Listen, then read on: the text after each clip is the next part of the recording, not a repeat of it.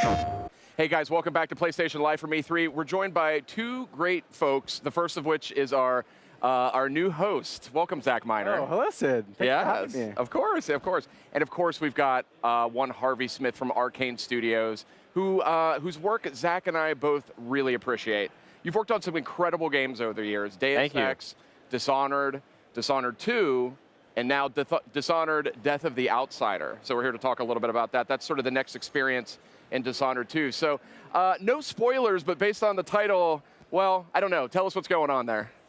Yeah, so Dishonored, Death of the Outsider features one protagonist, Billy Lurk, who's kind of a fan favorite.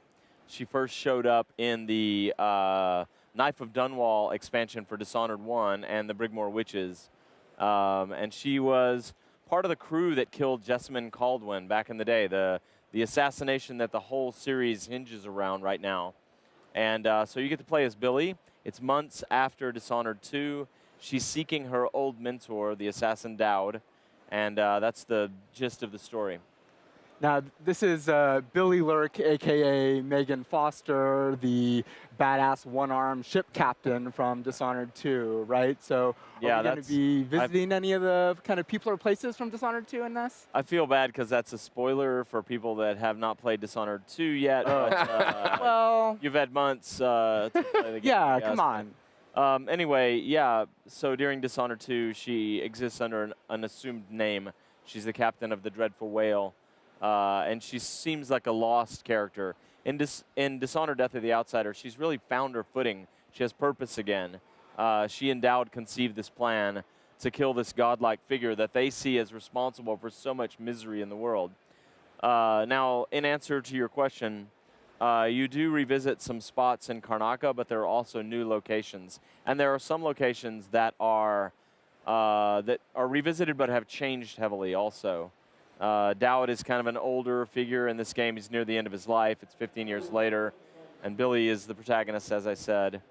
It's a standalone. That's right. One important feature about it. You don't have to have Dishonored 1 or Dishonored 2 in order to play Death of the Outsider. That's a bit of a trend we're seeing these days, right? Yeah, it's interesting, but it leads to all kinds of fascinating stuff. Like, what if this was someone's entry point into the Dishonored series? What if they never played any of it, and they go out and they play Billy Lurk? It's a standalone adventure. It's a little shorter than a full release. It's priced at $29.99. But it is conceivable that some people will pick it up, and it'll be the first time they played a Dishonored game. Badass supernatural assassin, sneaking or killing, jumping rooftop to rooftop, using magic and weapons to take down like corrupt aristocratic faction leaders. Now, the Outsider, clearly a very powerful and central figure in the entire Dishonored series here. So give folks who may not know what the Outsider is just a quick intro, kind of what he represents to the series. Yeah, what we know about the Outsider so far is that in our alt reality, the Empire of the Isles, there's no concept of Earth-like gods. There's just this figure who's been around for 4,000 years. We say that the cosmos always hungers for some divinity. So even if that god figure was destroyed or whatever, eventually a new one would be born, and it'd take a different form every time. And so the Outsider exists for the last 4,000 years. We know from the past games that it was originally a young man who was sacrificed by a cult to take on this role as this divinity. And he offers people enormous power and then watches what they do with them. He doesn't, some people see him as a corrupter, some people see him as a figure of evil, but really he offers people power and then kind of cynically expects them to abuse others with that power. But he's pleasantly surprised when they don't, as you saw if you played the low chaos version of Dishonored 1 or Dishonored 2. But he's an interesting figure, and Dowd and Billy conclude that much of the havoc that is wreaked in the world comes about because of the power that the Outsider offers people. So they decide to give their lives meaning and to make up for the bad things they've done. They decide to try to take him out, which seems like an impossible task. Like, how do you kill a god? Right.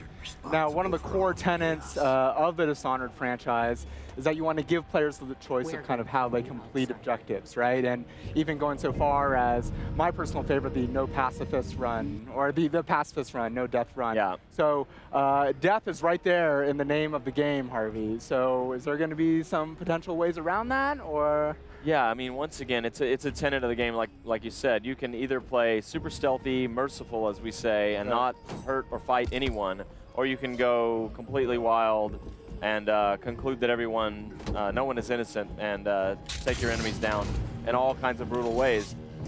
That said, even with the critical assassination targets, we always provide an alternate non-lethal solution. So you can expect, without going into spoilers, you can expect some tricky intricacies in how you can deal with the outsider. Sure.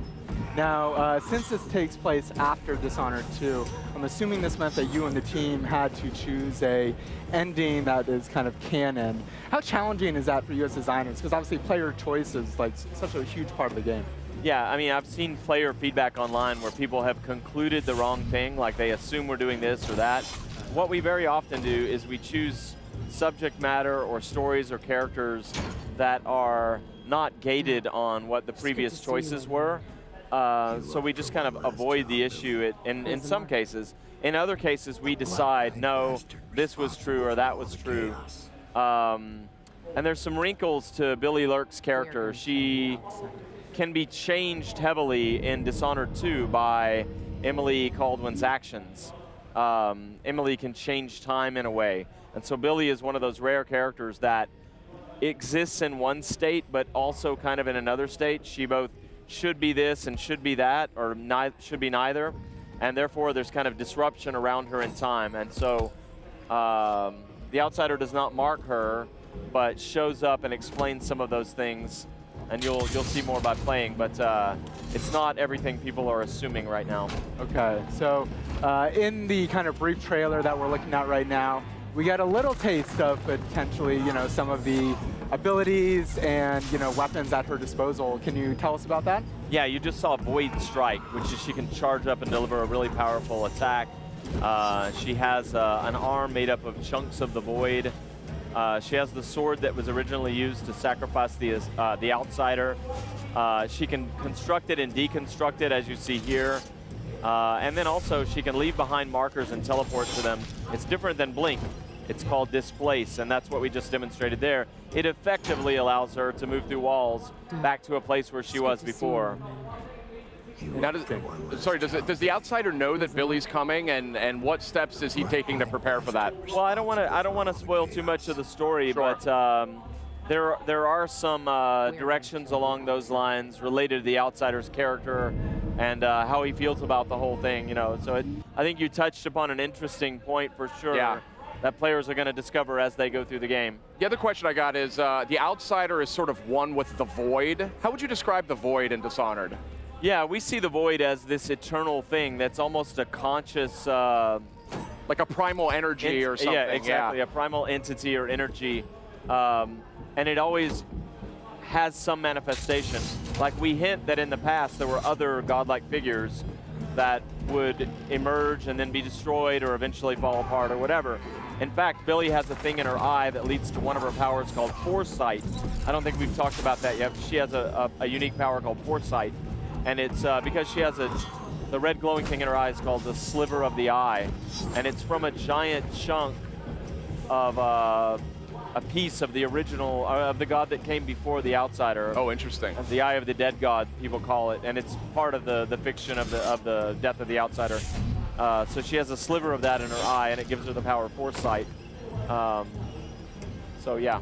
So if Billy is successful in her quest, and we won't get into whether she is or not, but if she is, it would seem, given the outsider status with the Void and the Void's importance in the larger universe, it's going to have massive ramifications for this world that we're in. That's what we think. The world of the Dishonored series, one way or the other, will experience a pretty catastrophic change going forward.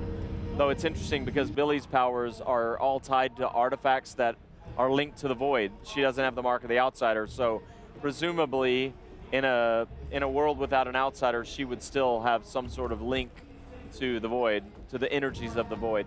But change isn't always such a bad thing, and I love your work so much because it's so thoughtful, like the themes that you deal with in a lot of your games. Deus Ex is really big on this, Dishonored's big on it as well.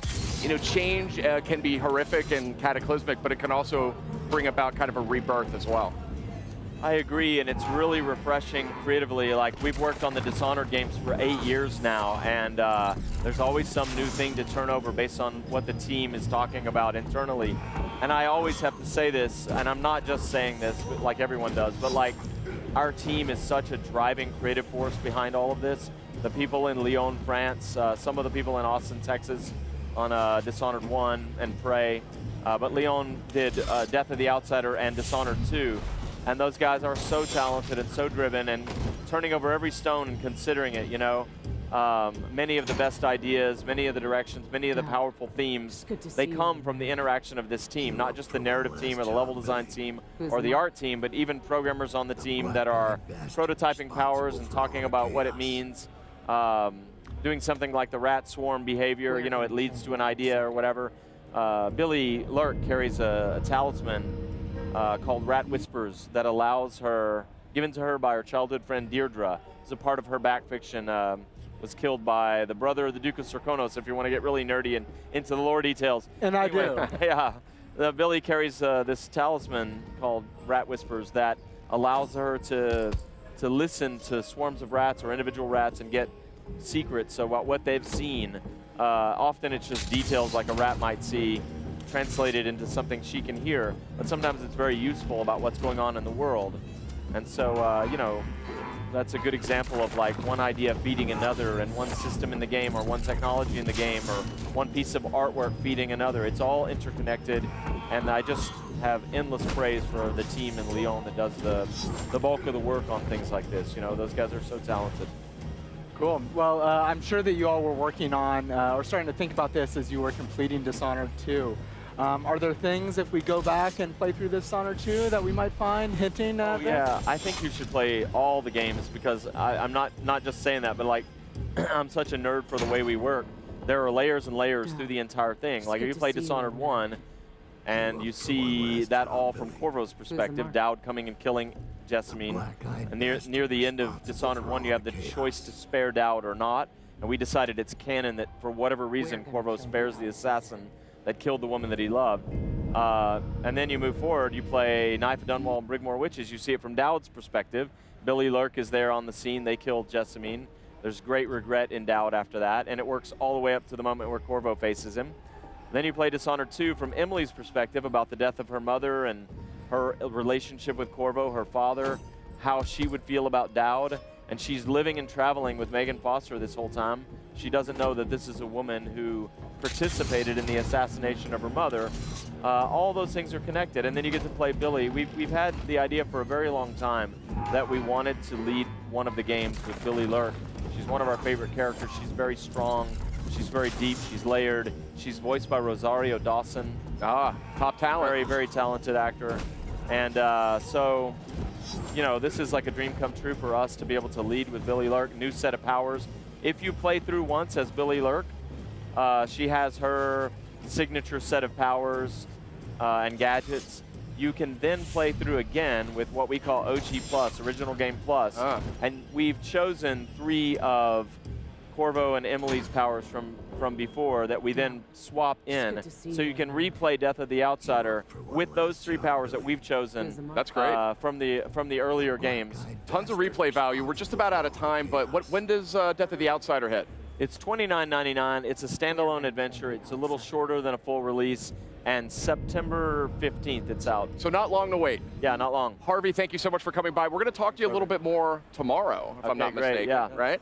And that's going to be a fun chat. Zach, you'll be back with us for that one. So all right, stay tuned for PlayStation Live from E3. We've got a lot more coming up. PlayStation